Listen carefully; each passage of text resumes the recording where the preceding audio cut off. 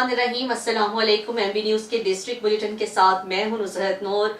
Bulletin का बाकायदा आगाज कर लेंगे और खबर शामिल कर लेंगे हरिपुर से। हमारे divisional bureau chief doctor Arshad Jamal की रिपोर्ट के मुताबिक कानपुर के इलाके कहोला में बस खाई में जा गिरी। थाना खानपुर की हदूद हली रोड नजद सबरोट मुसाफिर बस अचानक गहरी खाई में जा गिरी। डीपीओ हरिपुर मोहम्मद उमर खान और डिप्टी कमिश्नर हरिपुर खान मोहम्मद की खसूसी हिदायत पर असिस्टेंट कमिश्नर खानपुर और एसएचओ थाना खानपुर के दौर अफ्तादा इलाका सबरोट से की बस जाए हादसा पर रेस्क्यू ऑपरेशन की निगरानी की। रेस्क्यू ऑपरेशन में पुलिस और रेस्क्यू टीम्स ने हिस्सा लिया।